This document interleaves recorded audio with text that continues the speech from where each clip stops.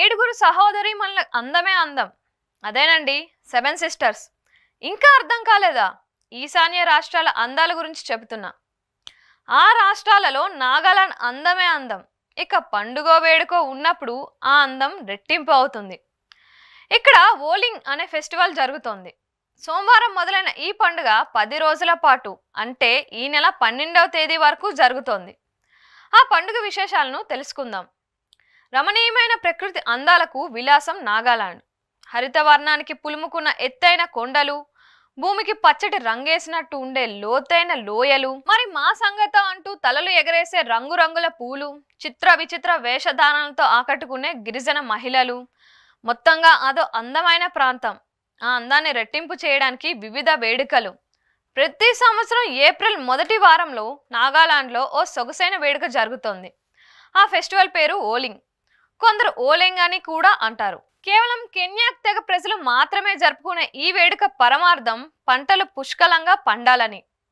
Festival గురించి తెలుసుకునే ముందు అసలు కొన్యాక్ తెగను కాసింత పరిచయం చేసుకుందాం. నాగాలాండ్లో మోన్ జిల్లా కొన్యాక్ గిరిజన తెగ పుట్టినిల్లు. ఒళ్ళంతానే కాదు, ముక్కాలకు కూడా పచ్చబొట్లు పొడిపించుకునే కొన్యాక్ ప్రజల వస్త్రధారణ కూడా విచిత్రంగానూ ఆసక్తికరంగానూ ఉంటుంది. వారు యుద్ధ వీరులు.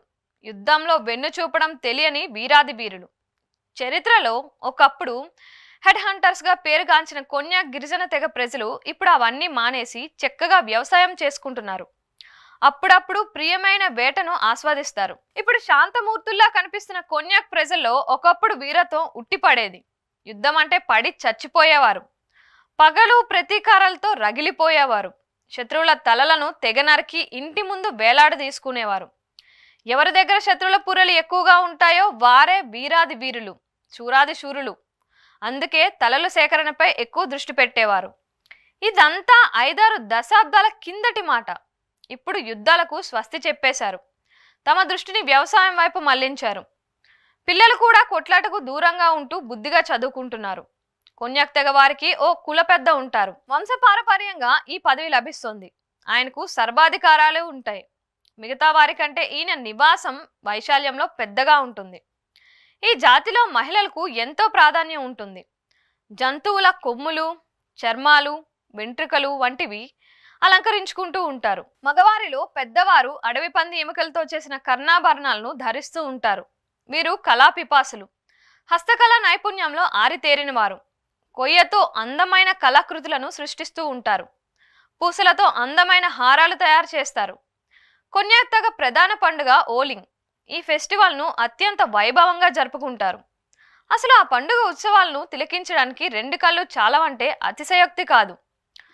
వసంతాగమనానికి స్వాగతం పలుకుతూ ఈ వేడుక చేసుకుంటారు. పంటలు సమృద్ధిగా పండాలని భగవంతుణ్ణి ప్రార్థిస్తారు. అన్నట్టు కొన్యాక్ ప్రజల నూతన సంవత్సరం ఆరంభం కూడా ఇదే. జిల్లా అంతటా ఉత్సవాలు జరుగుతాయి.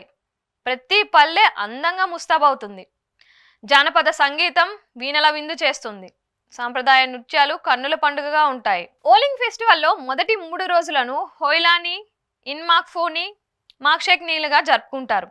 ఈ 3 రోజులు ప్రజలంతా సాంప్రదాయ దుస్తులు ధరిస్తారు. దైవ ప్రార్థనలతో పాటు జంతు బలులు కూడా ఉంటాయి. 4వ రోజును లింగ్క్యూనిహ్గా జరుపుకుంటారు. ఓలింగ్ ఫెస్టివల్లో ఇదే అత్యంత ప్రధానమైన వేడుక. రంగురంగుల దుస్తులు ధరిస్తారు. పూసల హారాలు, పక్షి ఈకలు అలంకరించుకుంటారు. రోజంతా ఆటపాటలతోనే గడిపేస్తారు. భూతకాలపు వీరత్వాలను సూచించే పాటలను పాడుతారు. చివరి 2 రోజులు ఇంటినే కాదు ఊరంతటినీ పరిశుభ్రం చేస్తారు. వ్యవసాయ పనిముట్లకు పూజలు కూడా చేస్తారు.